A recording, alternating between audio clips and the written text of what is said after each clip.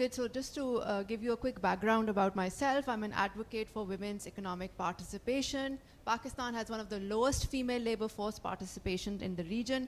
Can anyone tell us what is the percentage of women in Pakistan's economy? क्या ख्याल है आपका? 10%? 19? Okay. Any other number, any other takers? Because you guys are obviously very pessimistic.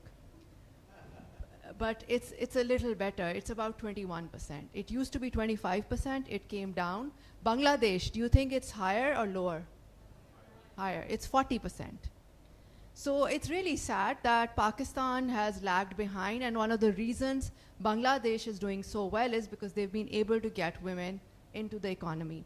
So I'm a big believer that in today's world, if we leverage technology, it can be a great enabler for women and for women's participation. But the challenge in Pakistan is that women don't know how to use the internet. They don't know how to use digital tools. If they have access to internet, if they have access to smartphone, they're using it for what? What do you think? TikTok, yes. Messaging, seeing dramas, Facebook, and ज़्यादा से ज़्यादा food recipes. So they're not realizing that your smartphone is actually a gateway to skills, knowledge, networks, and actually economic opportunity. So that's the case that I'm making.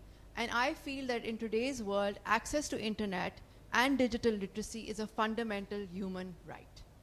Prior to this, I was part of the founding team of Kush Foundation, a microfinance organization. I joined it when it was in 2 rooms, and over 12 years, we took it to 300,000 women, dispersing about $200 million in microloans. And that's where actually I learned the case for investing in women, because it was 99% repayment rate, better than bankers.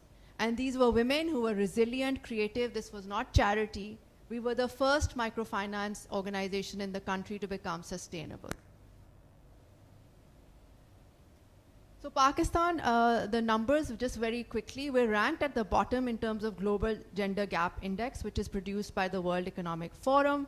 Particularly on economic opportunities, we're very low. So we really need to change this, and I feel the project that we're talking about with artisans can really contribute and make a difference. According to UN Women, these are old figures, but only 11% women have received some sort of skills or training. So there's very little access to mentors, networks, role models. And women's access to smartphone is also curtailed. So many men in the families act as gatekeepers. They don't want women to have access to internet, smartphones. So we need to address this. And there's a case for it because IMF has calculated there'd be a 30% boost to our economy if more women were part of it. So Circle is working on women's economic empowerment. We're addressing SDGs, no poverty, gender equality, partnership, decent work. So the vision behind Circle is to become the go-to platform for women businesses, micro, small SMEs, and provide them digital literacy, financial literacy. So we make a base for that. And then we have partnerships. For example, we have access to finance partnership with Bank of Punjab. So we provide women with access to credit. Then we're providing access to smartphones, again through partnerships, micro insurance, and also subsidized data bundles. Because another challenge many women in our country face is that even if they have internet, they can't afford it. So we need affordability. Yes, so we've trained 25,000 low-income women across our network. 5,000 plus businesses have been generated. Many more are opening. We've also opened mobile wallets of these women because most of them did not have bank accounts. What are these women doing? Many of them are in fashion, food, education, and then arts and crafts. So these are some of the programs. So literally, I started Circle from my dining table, and for 2 years, I could not pay myself a salary. So definitely, as an entrepreneur, the journey is tough. Several days you ask yourself, why am I doing this? So the challenges ranged from raising funds to building the right team, culture, systems, processes, and then really looking at ways that how can we build a sustainable model that can impact women entrepreneurs. We also work with CEOs and corporates, so Unilever, Jazz, National Food, many of those are our partners, where we get the CEOs to champion gender equity, bring women on boards, in leadership. So the idea is again to build an ecosystem which is supportive for women in the workforce and for women entrepreneurs. So what does Circle offer as a strength? We have access to a wide network of women, which is actually spread across the country. We're also working in Chitral, Gilgit-Baltistan. So I love the mountains, and Pakistan has some of the most beautiful, northern areas. I've been to Concordia, which is one stop before K2 base camp, Rakaposhi. So, when I was recently graduated from college, I loved these areas so much, I wanted to just live there and work there for the community.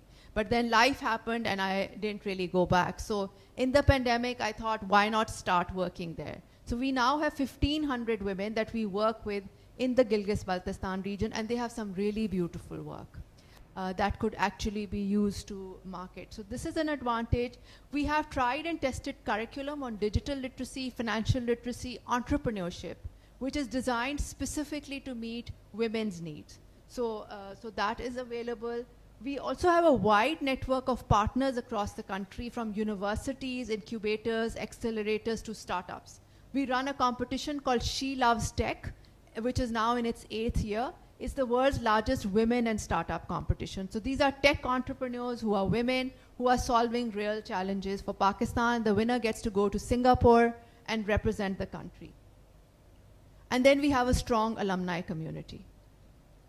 So some of the ideas, as I was thinking about, this connect between Pakistan and Finland for women artisans, of course, if we talk about one of the biggest challenges that the artisans face is that they lack access to, business support, business networks. I think this was mentioned in the earlier presentation also, that this is going to be one of the advantages. The designs are outdated. I mean, they were beautiful products. I loved what Dr. Mariam, right? Yes, showed us. Those were really beautiful. So the artisans in our country, unfortunately, do not have exposure, so they don't really understand what are the evolving needs of the urban market, even in Pakistan or internationally. So there's a way to bridge it. It's beautiful work. Lack of capital is another constraint which we can unlock through access to finance, through relationships like Circle has made with the Bank of Punjab. Then limited access to technology and marketing skills, lack of connect with markets, and trainings to improve skill set.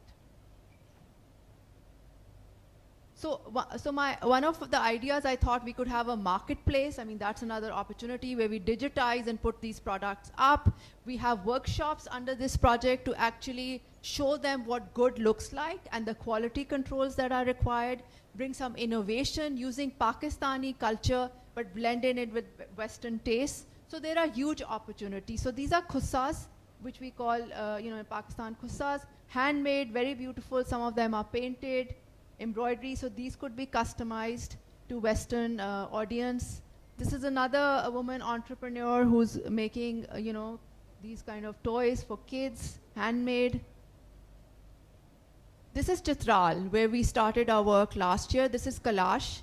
And Kailash is a really, old community, beautiful work, very secluded, very hard terrain, beautiful work. Again, this could be innovated, I'm sure, in some of the patterns we saw over there.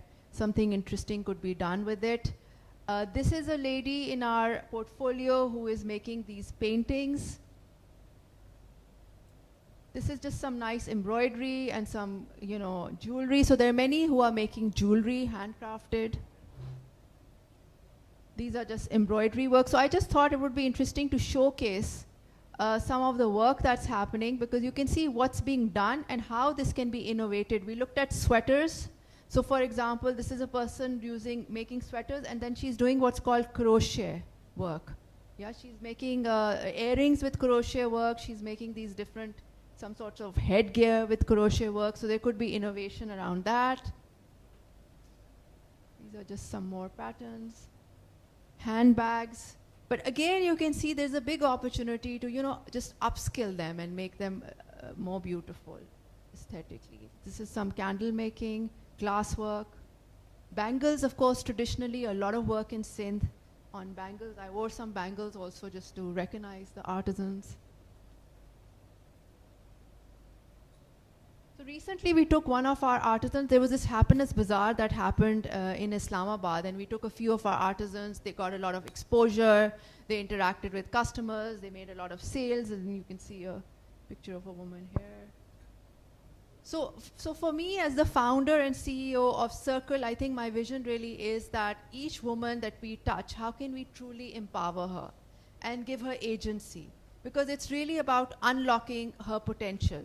And investing in her skills, in her capabilities, is really investing in her family and investing in Pakistan.